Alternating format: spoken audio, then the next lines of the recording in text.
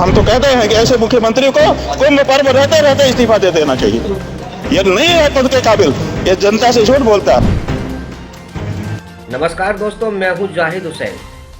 आज मैं फिर आपको कुंभ मेले से एक खबर ऐसी लेकर आया हूं जिसे सुनकर आप भी दंग रह जाएंगे। जी हां, ये बड़ी खबर कुंभ मेले से है। श्रद्धालुओं के लिए खाना बना रहे थे लोग। एक पुलिसकर्मी ने उसमें मिट्टी डाल दी। ताज्जुब होता है, श्रद्धालु इतनी दूर से भूखे प्यासे जा रहे हैं, भगदड़ मची हुई है मेले के अंदर, लेकिन उन्हें खाना पानी मिल नहीं रहा। और सरकार की पुलिस क्या करती है कि जो भंडारे में खाना बनाया जा रहा था, उस भंडारे के भगोने में ही मिट्टी डाल दी।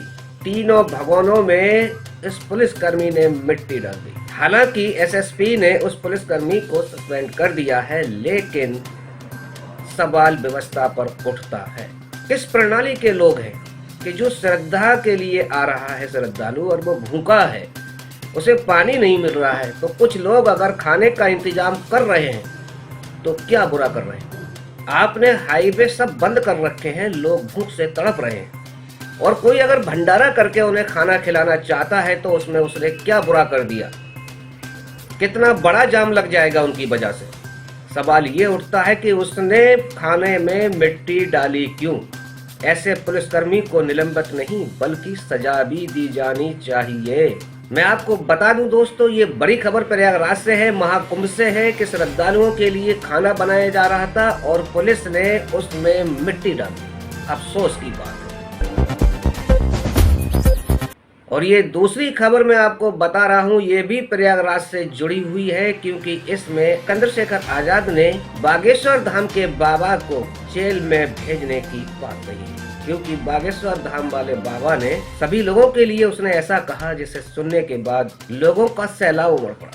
व्यवस्थाएं पूरी नहीं है, दावे बड़े बड़े हैं, इसलिए बागेश्वर धाम वाले बाबा को जेल में डाला जाए, ये चंद्रशेखर आजाद ने कहा।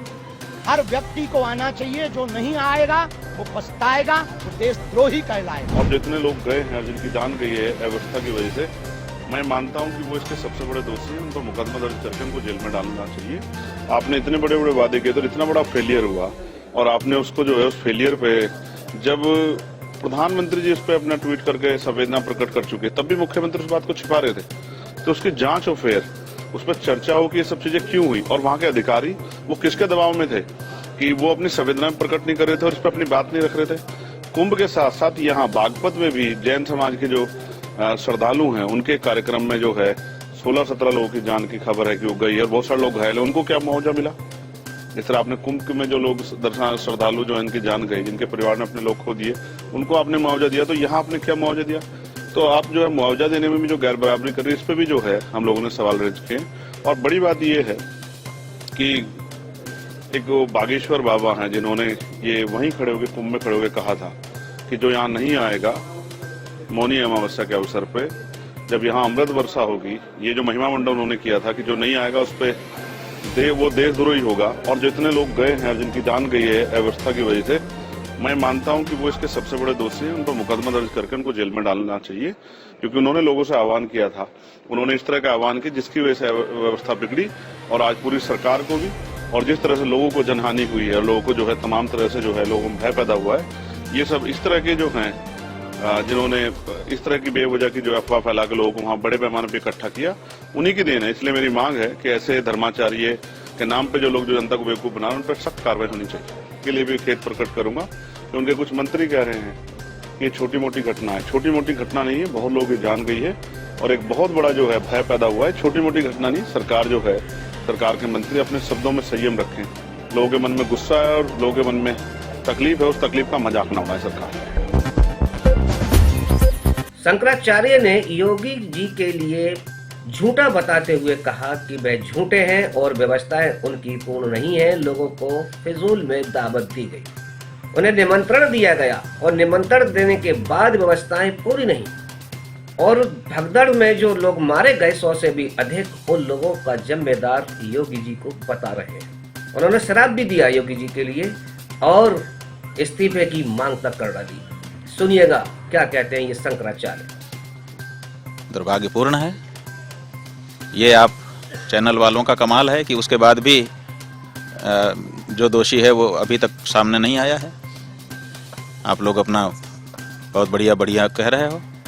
इतनी बड़ी घटना हो गई, जब इतने सालों से तैयारी हो रही थी, जब हजारों करोड़ रुपए का बजट आपने लगा दिया, जब जाने कितना अभी तक सीसीटीवी का फुटेज नहीं आया।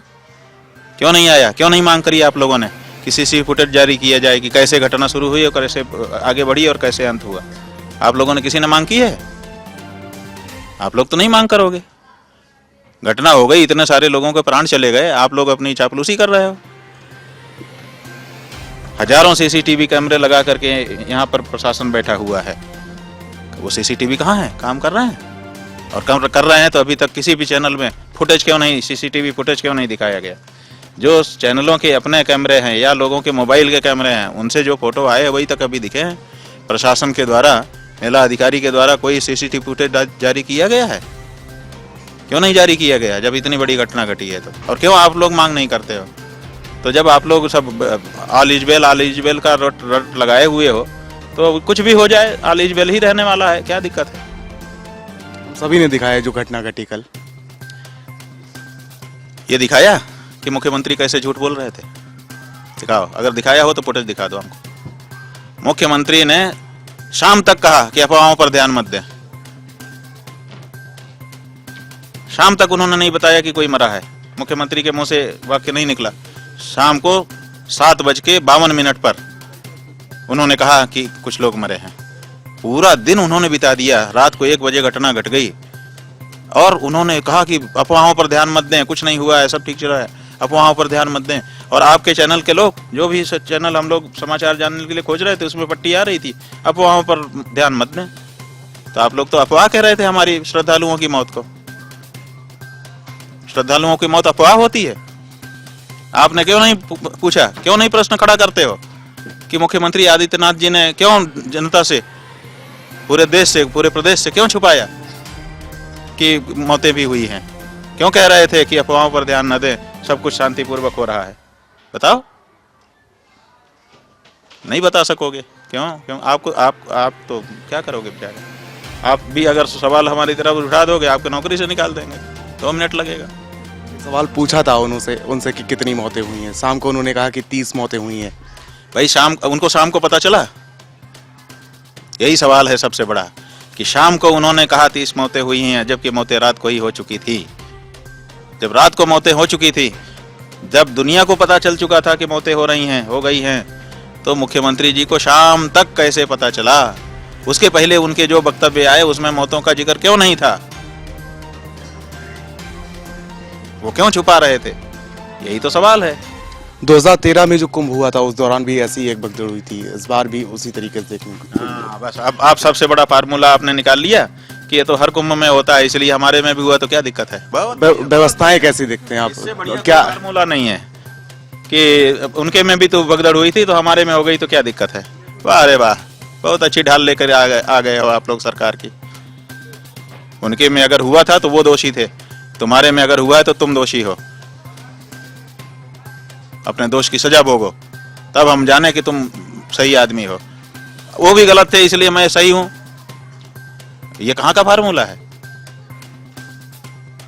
बताओ, ये फार्मूला है कि उनके समय में भी भगदड़ हुई थी इसलिए हमारे समय की भगदड़ तो जायज है, होना ही था, नहीं तो फिर कुंभ कैसे कहा जाएगा? जब उनके में हो सकता है तो हमारे में तो होना ही चाहिए। वो भी राजनीतिक दल थे, हम भी राजनीतिक दल हैं। वो भी मुख्यमंत्री थे, हम भी मुख्यमंत्री हैं। जब तुम दोनों नालायकों एक ही जैसे हो तो फिर तुम में हम भेद क्यों समझें? जैसे वो तैसे तुम, यही तो बात हो गई। अगर तुम उनके समय का उदाहरण देते हो तो जैसे वो थे वैसे ही तो तुम भी हो। अयोग्य हो, वो अयोग्य थे, तुम अयोग्य हो। और उनके समय में रेलवे स्टेशन में हुआ था, रेलवे स्टेशन बढ़ाया नहीं जा सकता है।